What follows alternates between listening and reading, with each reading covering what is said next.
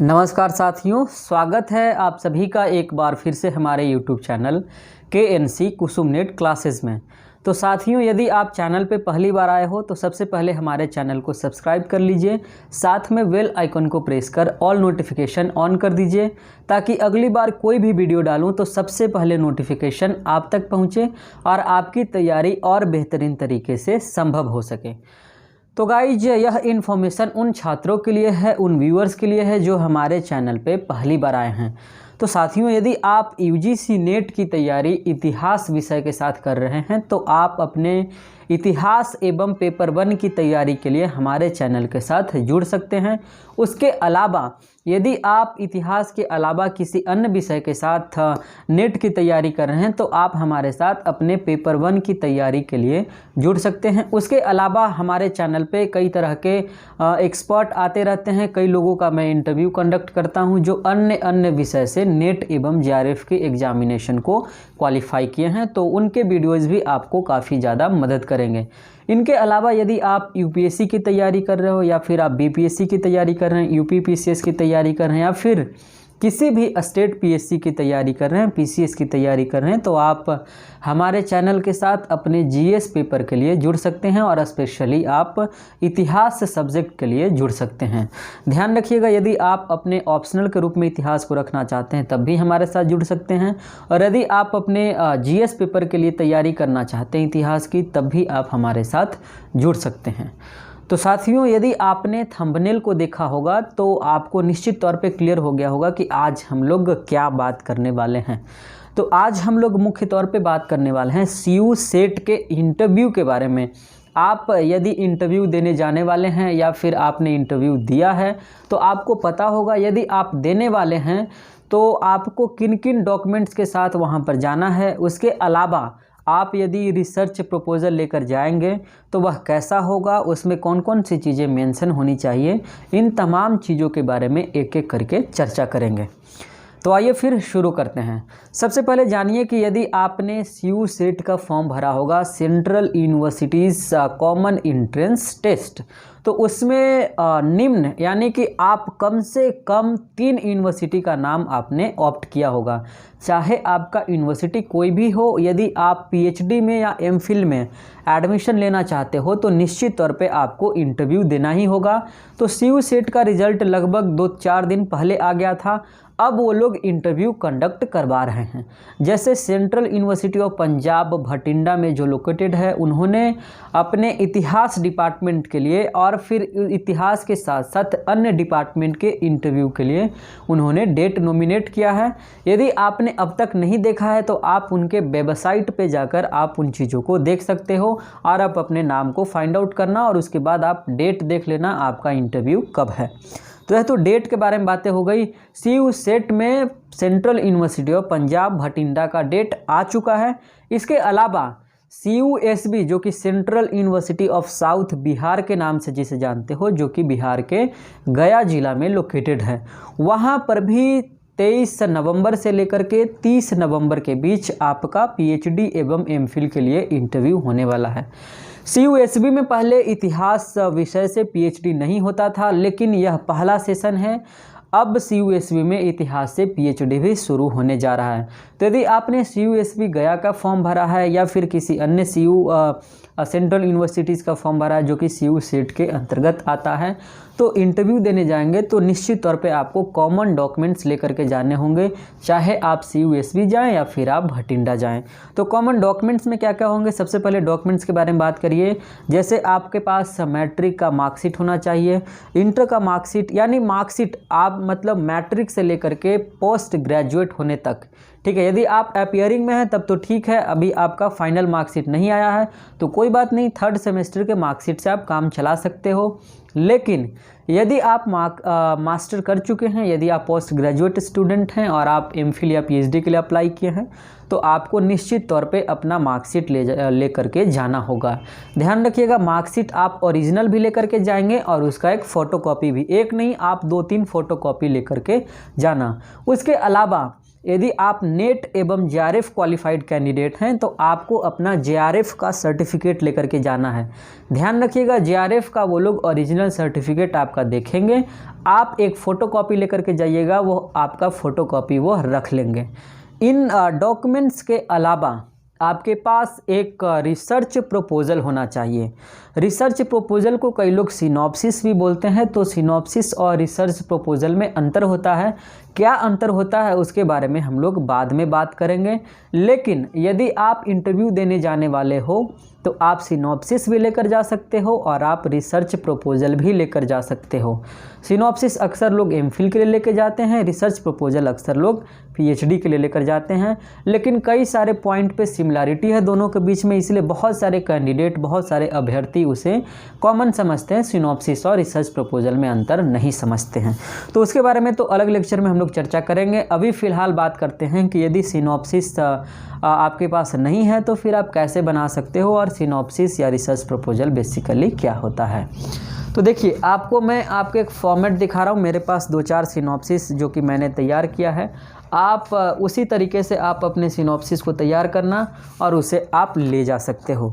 जैसे एक बेहतर सिनॉप्सिस के लिए जब मैं इंटरव्यू दे रहा था पिछले साल डीयू में, तो मैं खुद से तैयार किया था, आप इसको देख सकते हो। एक सिनॉप्सिस के लिए आपको निश्चित तौर पे आपका एक टॉपिक क्लियर होना चाहिए। जैसे आप पीएचडी के लिए इंटरव्यू देने जा रहे हैं तो आपके पास एक टॉपिक होना चाहिए जो कि आप सोच लो। जैसे आप, उदाहरण के तौर पे मैं आपको बताता हूँ, मेरे पास एक छात्रा ने मेल किया पश्चिम बंगाल से, तो उन्होंने अपनी समस्याओं को बताया। तो बहुत सारे जो क्लेरिफिकेशंस होते हैं उनके माइंड में जो नहीं होते हैं, वह दरअसल सोचते हैं कि आधुनिक भारत में, जैसे उदाहरण के तौर पे बता रहा हूँ कि आपको मॉडर्न इंडिया में रिसर्च करना है, तो मॉडर्न इंडिया में आप फाइंड आउट कीजिए कि किस टॉपिक पे करना है। फिर आप जब टॉपिक बड़ा सा फाइंड आउट करोगे, उसके बाद उस टॉपिक को और छोटा करते जाइए। वह छोटा टॉपिक आपको देखने में लगता है, दरअसल जब आप उस पर पीएचडी करेंगे तो वह टॉपिक बहुत बड़ा होता है, ब्रॉड पर्सपेक्टिव में काम करता है। जैसे आप देखिए कि आप मान लो कि करना चाहते हो आज़ादी, फ्रीडम स्ट्रगल पे आप पीएचडी करना चाहते हैं, तो फ्रीडम स्ट्रगल में बहुत सारे टॉपिक हैं, जैसे सविनय अवज्ञा आंदोलन है, स्वदेशी आंदोलन है, दलित आंदोलन है, कई सारे आंदोलन हैं जो कि फ्रीडम स्ट्रगल के दौरान हुए हैं। अब आप इसमें से एक आंदोलन का नाम ऑप्ट करोगे। जैसे उदाहरण के तौर पे हम लोग ले लेते हैं भारत छोड़ो आंदोलन।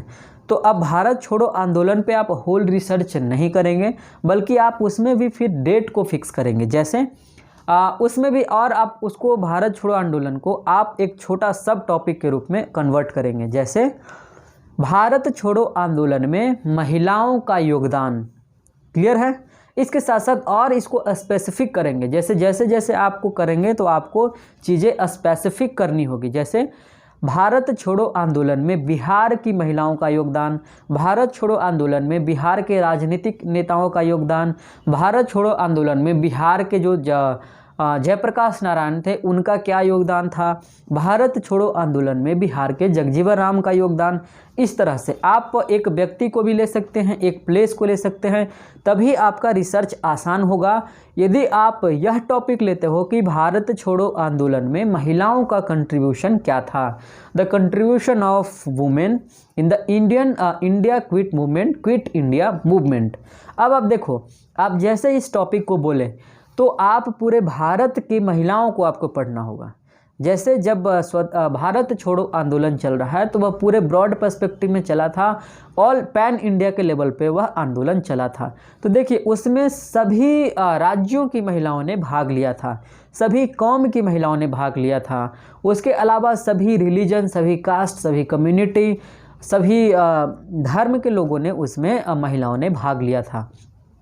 तो आपका जो टॉपिक है वह बहुत बड़ा हो जाएगा, इसलिए इसको थोड़ा सा छोटा कीजिए और आप बोलिए कि भारत छोड़ो आंदोलन में बिहार की महिलाओं का क्या कंट्रीब्यूशन था। एक पीरियड आप निर्धारित कर लीजिए 1942 से लेकर 1947। यदि इस पर नहीं करना चाहते हैं, आप मान लो कास्ट पे करना चाहते हैं, आप जेंडर पे रिसर्च करना चाहते हैं, आप दलित पे काम करना चाहते हैं, मेडिएवल इंडिया पे काम करना चाहते हैं, इसके अलावा आप सोसाइटी पे करना चाहते हो, एंशिएंट इंडिया पे करना चाहते हो, टेम्पल आर्किटेक्चर पे करना चाहते हो, किसी भी टॉपिक पे आप काम करना चाहते हैं, तो उसमें 2-3 चीज़ों का ध्यान रखिएगा। एक तो आपका एरिया आप बहुत बड़ा मत लीजिएगा, और टाइम फ्रेम जो है वह बहुत बड़ा नहीं लीजिएगा, बहुत ज़्यादा तो 50 साल लीजिएगा, 100 साल लीजिएगा, इससे ज़्यादा नहीं। 100 साल भी बहुत होता है। आप 50 साल, 45 साल, 40 साल, 20 साल इस तरह से लीजिएगा ताकि आपको चीज़ें आसान हो, आपको ज़्यादा बर्डन नहीं हो। इसके अलावा यदि आपको किसी भी तरीके की समस्या आती है किसी भी सिनॉप्सिस को, प्रपोज़ल को तैयार करने में, तो आप हमसे डायरेक्ट आकर पूछिएगा, हम आपकी मदद ज़रूर करेंगे। ध्यान रखिएगा, मैंने अपने चैनल के लास्ट वाले पेज में जहाँ पे सारा कुछ लिखा हुआ है वहाँ पे हमने अपना मेल आईडी भी दे रखा है। तो यदि आपको किसी भी तरीके की समस्या होती है कि रिसर्च प्रपोज़ल हम कैसे तैयार करें, आपके मन में कोई भी क्वेरी है तो आप ज़रूर हमें मेल कीजिएगा, निश्चित तौर पे मैं आपकी मदद करूंगा। अब आइए हम लोग बात करते हैं कि रिसर्च प्रपोजल में मुख्य तौर पे कौन कौन सी चीज़ों को हमें शामिल करना चाहिए। तो एक तो चीज़ है कि आपको आपका टॉपिक जो है वह पूरी तरह से क्लियर होना चाहिए, टाइम फ्रेम क्लियर होना चाहिए और उसका एरिया क्लियर होना चाहिए। अब देखिए, अब इतनी सारी चीज़ें क्लियर हो गई, अब आप रिसर्च प्रपोजल बनाने के लिए बैठते हैं। तो रिसर्च प्रपोजल में मुख्य तौर पे 4-5 चीज़ों का ध्यान रखना पड़ता है। जैसे पहला, एक तो उसको अब्स्ट्रैक्ट बोलते हैं। जैसे आप किसी टॉपिक पे लिख रहे हो, 10 पेज लिखे, 5 पेज में प्रपोजल आपने तैयार किया, तो एक अब्स्ट्रैक्ट होता है, उसको संक्षिप्त रूप में आप बताते हैं कि इस हमारा रिसर्च प्रपोजल का क्या पर्पस है और इसमें कौन कौन सी चीज़ों को हमने शामिल किया है। तो सबसे पहले आप अब्स्ट्रैक्ट लिखेंगे जो कि 8 से 10 लाइन का जनरली होता है, आप इसको बढ़ा सकते हैं, घटा भी सकते हैं। उसके बाद आप इंट्रोडक्शन लिखेंगे, ठीक है। उसके बाद आप इंट्रोडक्शन लिखेंगे, इंट्रोडक्शन थोड़ा सा लंबा होगा, बहुत ज़्यादा लंबा नहीं, आप इंट्रोडक्शन लिखेंगे। उसके बाद जब आप रिसर्च करने जा रहे हैं तो उसका क्या ऑब्जेक्टिव्स है, मतलब उसके क्या उद्देश्य हैं, है ना, उसके क्या मोटिवेशन है, उसके क्या लक्ष्य है, उसका क्या आप लिख सकते हो उसको, ऑब्जेक्टिव्स ऑफ माई रिसर्च, ठीक है, या ऑब्जेक्टिव्स ऑफ दिस टॉपिक, और उस टॉपिक पर रिसर्च करने के क्या उद्देश्य हैं उसको शामिल कीजिए। उसके बाद तीसरे नंबर पॉइंट पे आपका मेथड्स क्लियर होना चाहिए, ठीक है, कि आप किस मेथड से रिसर्च करना चाहते हो। जैसे आपने रिसर्च एप्टीट्यूड को पढ़ा होगा पेपर 1 की तैयारी के लिए, तो उसमें स्पेशली इसीलिए शामिल किया गया है रिसर्च एप्टीट्यूड को कि आप जब रिसर्च करोगे तो आप किस मेथड के साथ रिसर्च करेंगे। जैसे रिसर्च के कई सारे मेथड होते हैं, एक तो आप घर बैठे रिसर्च करते हो, दूसरा फील्ड वर्क रिसर्च होता है जिस पे आप लोगों के एक्सपेरिमेंट के लोगों के साथ आप जाते हैं, एक्सपेरिमेंट करते हैं, बात करते हैं, उस आधार पे भी रिसर्च होता है जिसको फील्ड वर्क रिसर्च के नाम से आप जानते हो। तो एक तो घर बैठे हुआ एक फील्ड वर्क रिसर्च, इसमें कई सारे मेथड हैं, हिस्टोरिकल मेथड है, साइंटिफिक मेथड हैं, प्रैक्टिकल मेथड्स हैं, कई सारे मेथड हैं। यदि आपने पढ़ा होगा तो आप जानते होंगे। अभी हमने आपको रिसर्च एप्टीट्यूड पढ़ाया नहीं अपने चैनल पे, बहुत जल्द उसको स्टार्ट करने वाला हूँ। तो आपको मेथड्स क्लियर होना चाहिए कि आप इन मेथड के थ्रू अपने रिसर्च को क्लियर करेंगे। उसके बाद चौथे पॉइंट पे आपका सोर्स क्लियर होना चाहिए कि आप उस टॉपिक पे रिसर्च करने के लिए आपके पास कौन कौन से सोर्सेज हैं। और सोर्सेज होते हैं 2-3 तरह के, आपको पता होगा। इंटरव्यू भी एक तरीके का सोर्स है जो इंटरव्यू कंडक्ट करते हैं हम लोग। उसके अलावा प्राइमरी सोर्स है, सेकेंडरी सोर्स है, मैगजीन्स है, न्यूज़पेपर्स हैं, फिर आर्काइवल सोर्सेज हैं जो कि कहीं रखे हुए हैं म्यूज़ियम वगैरह में, आर्कियोलॉजिकल सोर्सेज भी हैं। तो आप इन तमाम चीज़ों को उसमें शामिल कर सकते हैं कि हमारे पास प्राइमरी सोर्स के रूप में ये चीज़ें हैं, सेकेंडरी सोर्स के रूप में ये चीज़ें हैं। उसके अलावा न्यूज़पेपर में हम यहाँ से मदद लेंगे, किसी वेबसाइट से यहाँ से मदद लेंगे। इन तमाम चीज़ों को शामिल करना है, आपको क्लियर होना चाहिए कि आप इन जगहों से मदद लेंगे और रिसर्च को पूरा कंप्लीट करेंगे, ठीक है। उसके बाद देखिए, उसके बाद आप बात करेंगे टॉपिक के बारे में, ठीक है, कि आपका टॉपिक क्या होगा। मतलब टॉपिक पे आप जो कुछ भी जानते हैं उसको वहाँ पर लिखेंगे। उसके बाद आप बात करिएगा टॉपिक के बारे में, आपने लिख लिया 2 से 3 पेज, 4 पेज, 5 पेज, 6 पेज, जितना आपको लिखना है आप लिखिए। बहुत बड़ा नहीं होना चाहिए, 2500 शब्द से अंदर में ही होना चाहिए रिसर्च प्रपोजल। और बाकी आप 2500 से कम कर सकते हो, 2000 में भी बना सकते हो, 2100 में बना सकते हो। ये शब्द की संख्या मैं बता रहा हूँ, इतने शब्दों में आप बना सकते हैं, ठीक है। उसके बाद जब आप टॉपिक लिख लोगे तो उसके बाद आप उसको चैप्टराइजेशन भी कर सकते हो। यदि आपको चैप्टराइजेशन करना है कि हम बारी बारी से ऐसे बात करेंगे, सबसे पहले उसके हिस्टोरिकल पर्सपेक्टिव के बारे में, उसके बाद उसके क्या मोटिव है, इन तमाम चीज़ों के बारे में एक एक करके चैप्टराइज कर सकते हो। ध्यान रखना, चैप्टराइज करना कोई ज़रूरी नहीं है, आप करते हैं तो बेहतर है, नहीं करते हैं तब भी काम चलेगा, बहुत ख़राब नहीं है, अच्छा माना जाता है। ठीक है, उसके बाद लास्ट में आपको करना है बिबिलियोग्राफी, जिसको बोलते हैं हिंदी में संदर्भ ग्रंथिका या पुस्तक सूची उसे बोलते हैं। जैसे आप किन किन किताबों की मदद लेकर के आपने प्रपोजल को तैयार किया है, तो किताबों की मदद जिन भी किताबों की मदद लेते हैं उसको शामिल जरूर कीजिएगा। और ध्यान रखिएगा, जो भी आपका टॉपिक है उस टॉपिक पे जितनी सारी किताबें लिखी गई है, चाहे वो इंटरनेशनल राइटर के द्वारा हो, नेशनल राइटर के द्वारा हो, स्टेट लेवल राइटर के द्वारा हो, फिर आपके रीजनल लेवल पे किताबें लिखी गई है, उसे भी आप शामिल करें। देखिए, बिबिलियोग्राफी में एक एक चीज़ को ज़रूर शामिल कीजिएगा, उसका बहुत ज़्यादा इम्पैक्ट होता है आपके प्रपोजल पे कि आपने प्रपोजल को बनाने के लिए आपने इन किताबों का सहारा लिया है, और वह आपके इंप्रेशन को इंटरव्यूअर की नज़र में और बेहतर बनाता है, और वह आपके इंटरव्यू को बेहतर करेगा और बेहतर नंबर भी प्रोवाइड करवाएगा। इसलिए बिबिलियोग्राफी पे आप मुख्य तौर पे ज़रूर फोकस कीजिएगा, उसमें कम से कम 10 किताब 20 किताब का नाम ज़रूर शामिल कीजिएगा।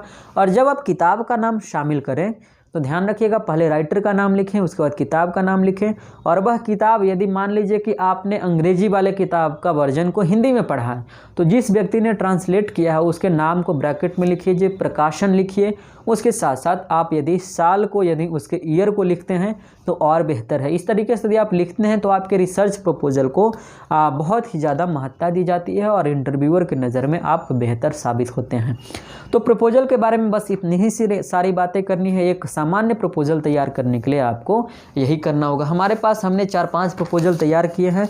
यदि आपको किसी तरह का दिक्कत हो और यदि आपको कोई टॉपिक वगैरह हो जिस पे आप काम करना चाहते हैं, तो हम आपकी मदद उसमें ज़रूर करेंगे। टॉपिक सिलेक्ट करने में यदि आपको कन्फ्यूजन्स हो रहे हैं कि टॉपिक कैसे सिलेक्ट करना है, क्या करना है, किस पे करें तो ज़्यादा बेहतर होगा, तमाम तरह के सवाल यदि आपके मन में आ रहे हैं, आप अंतर्द्वंद की स्थिति में हैं, तो निश्चित तौर पर आपको हमसे संपर्क करना चाहिए, हम आपकी भरपूर मदद करेंगे। तो चलिए साथियों, आज के लेक्चर में इतना ही, इसको मैं ख़त्म करता हूँ। मेरे ख्याल से सारी चीज़ें आपको क्लियर हो गई होंगी। तो एक बार मैं फिर से बोल रहा हूँ कि यदि आप चैनल पे पहली बार आए हो तो चैनल को सब्सक्राइब जरूर करना, और हायर एजुकेशन के तमाम इन्फॉर्मेशन से अपडेट रहने के लिए अपने दोस्तों को भी हमारे चैनल के साथ ज़रूर जोड़िए।